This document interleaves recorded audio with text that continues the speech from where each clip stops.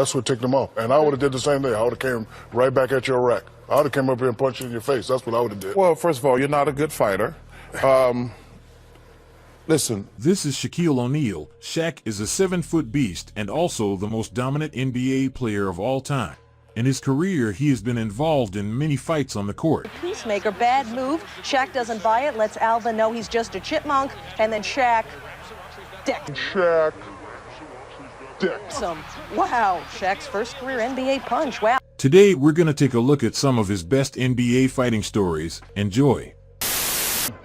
Brad Miller in Oakley fouls me, so I try to touch him up. Touch him up. You know what? It was Oakley who hit you.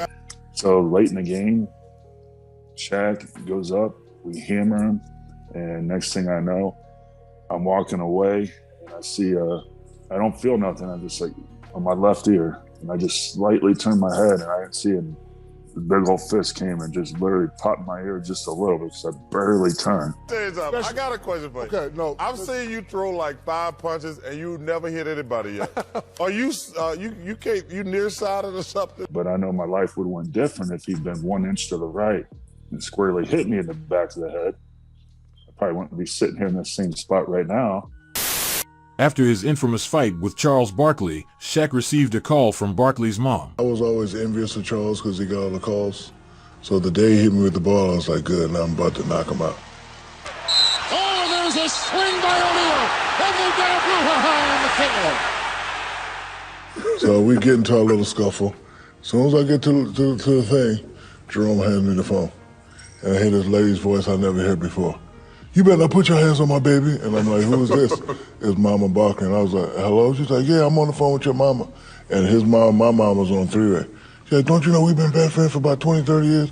Now you go at the game, you go get me her. Y'all don't need to be fighting on TV like that. So that's how me and him became cool. So now, like, when people ask us, oh, are you in charge? You really serious?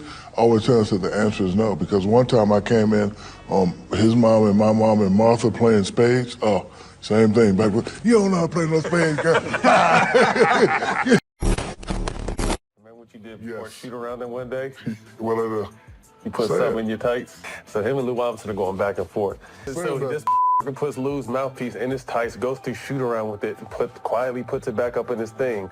But by the time the game comes around, you must have told people, because more people knew about it, so Lou puts his mouthpiece in after coach talks, so we're about to huddle, and we just lose it. The Diesel was also part of some crazy fights.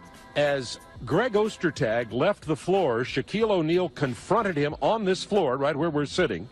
Words were exchanged, and before anyone knew it, Shaquille O'Neal had slapped Greg Ostertag, who's 7'2", 270, and knocked him down onto the floor. Ostertag didn't get up. He's okay, but he didn't get up right then. We had a young man on his weight, and we thought we had what we needed until we met Shaq and him in a preseason game in the old forum. He stepped the man contacts out.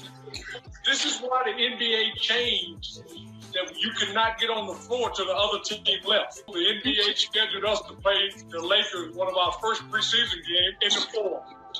So Shaq, he had told me earlier, he said, I see that. Stop the shit out of him. He is not lying. Shaq walked right to him. I told you stop talking that shit. Before we could even respond, Ostertag's on the ground looking for his contact. Well, the year before they beat us, you know, that they had some good series, but he just kept going on like he was the best center in the world and like he was some tough kind of guy. So when they came to town, I was just talking to him. He got tough. Then I just said, look, man, just go ahead and play and just, relax and watch what you say. So then he said, F you. I said, F you. That's what you telling me right here. He said, yeah, you ain't gonna do nothing. So I had to phase him with the right and show him a left. You punched him out. Yeah, I didn't. Was it on the court? It was just sort of a checking thing. Yeah, it was like a male testosterone. Well, he said F you. I mean, come on. So I just had to check him. Sometimes, even his teammates had to pay. Go on, Judge, you keep talking. Like, yo, man, shut up. He just keep talking. The young one is. So I get behind him, put him in one of them UFC things. Yeah. He falls to the ground. I put him in the chokehold, so Steve came out the bathroom and seen him on the floor. But one time, Shaq lost the prank war against 2 of his teammates. With Rondo, man, Shaq gonna be getting mad about what we be doing for the pranks. Right. So we just gonna keep pranking until he gets pissed. So right. We just that's what we're gonna do. Watch this right now. Hold on. Watch this. KG. Jerry.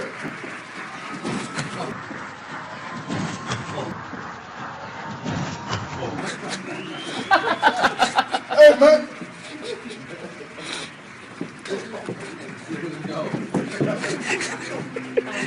I'm playing. Play too much. Slippers. I'm playing. Gotcha, baby. PGs. What you doing over here, dog? Hey, man. Shaq think I'm a rookie. Asked me to get him water and stuff, so I'm about to just go ahead and salt my man up a little bit. Put it all in there. Put the whole. All right, no. It got to blend in. Yeah. I'm about to mix it up. That man giving him salt water. All right, I'm gonna be over here low key. Salt water for Twitter. Celtics. Hey, All right, they're gonna share.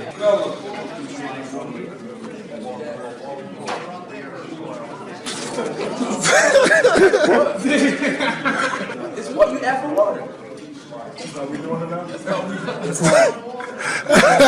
now?